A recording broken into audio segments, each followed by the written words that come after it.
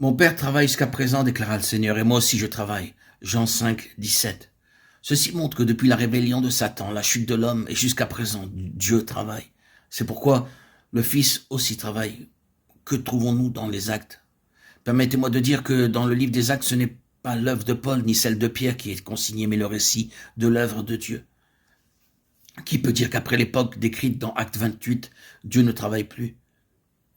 Qui peut dire que l'œuvre du Seigneur s'est achevée au chapitre 28 des Actes? Ce livre n'a pas de conclusion. Après la période citée dans le chapitre 28, Dieu a encore beaucoup de vases qui accomplissent son œuvre. L'œuvre du Seigneur se poursuit et ne s'arrête pas là. La vie de Paul ne s'est pas achevée après les 2 années de travail à Rome. Après ce séjour à Rome, il fut libéré de prison, visita de nouveaux lieux ainsi que quelques autres anciens lieux qu'il connaissait déjà. Plus tard, il fut emprisonné, finalement connut le martyre. Ces événements ne sont pas relatés dans le livre des Actes. Nous devons remarquer que Pierre, Paul et Jean étaient des personnages importants dans l'Église de Dieu. Cependant, la dernière période de leur vie n'a pas été entièrement consignée dans les Écritures.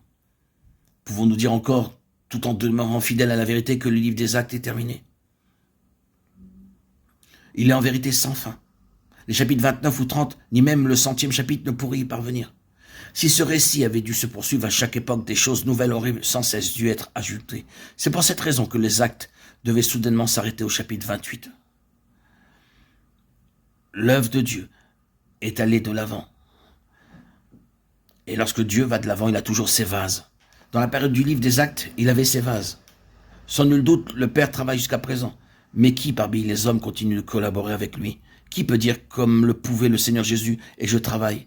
Cette question est d'importance. Mon Père travaille jusqu'à présent et je travaille. Jean 5, 17. Dieu nous accorde un peu de lumière sur ce point, de manière à voir quelque chose de sa réalité. Nous reconnaîtrons que le vase que Dieu cherche aujourd'hui est celui qu'il a toujours eu en pensée, son Église. En d'autres termes, le vase que Dieu désire aujourd'hui n'est pas individuel, mais il est par nature corporatif. Dieu a besoin aujourd'hui d'un vase corporatif. L'objectif visé par Dieu nécessite que ses enfants voient ce qu'est le corps de Christ et la vie du corps. Sinon, ils seront sans utilité dans l'œuvre du Seigneur et ne pourront parvenir au but. Le premier chapitre de l'Apocalypse nous rappelle que l'Église est le chandelier d'or. Dans sa parole, Dieu ne dit pas seulement que l'Église est d'or, il dit aussi que l'Église est un chandelier d'or. Si l'Église est uniquement en or, elle ne peut satisfaire le cœur de Dieu. Pourquoi Dieu dit que son Église est le chandelier d'or? Parce que le chandelier d'or a pour but de propager la lumière afin que cette lumière puisse resplendir toujours plus loin. Dieu veut que l'Église soit un vase resplendissant, le vase du témoignage. Depuis le commencement, il a décidé que l'Église devait être un chandelier. Non pas une certaine personne, mais l'Église tout entière. Du point de vue divin, l'Église est un chandelier. Il n'est pas suffisant que celui-ci soit simplement en or, ce qui signifierait que tout est de Dieu. Il doit aussi briller pour Dieu et témoigner pour lui, comme le chandelier tout en or. L'Église existe pour être le témoignage de Dieu.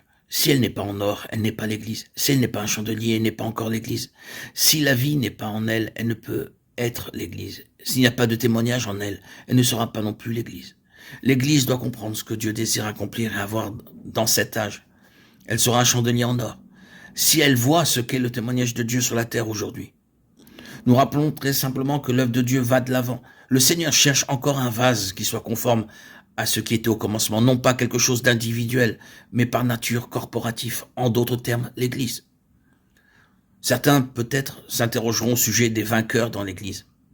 C'est vrai, l'Église a grandement besoin des vainqueurs, mais le témoignage de ces vainqueurs est pour le bénéfice d'une entité corporative et non pour ce qui est individuel. Les vainqueurs ne sont pas une catégorie de personnes qui se croient supérieures, s'estimant meilleures que les autres et les mettant de côté. Il n'en est pas ainsi. Mais au lieu de cela, ils travaillent pour le corps tout entier. Ils font l'œuvre et toute l'Église en reçoit le bénéfice. Les vainqueurs ne le sont pas pour eux-mêmes. Au contraire, ils demeurent sur la base de l'Église et lui communiquent la maturité. C'est ainsi que la victoire des vainqueurs devient aussi la victoire de toute l'Église. Puisque le vase de Dieu doit être corporatif, nous devons apprendre à vivre la vie du corps. Et pour manifester la vie du corps, nous devons renier notre vie naturelle. Nous devons être profondément traités par Dieu, en étant disciplinés par lui. En apprenant l'obéissance et la communion, nous aurons le privilège d'être son vase.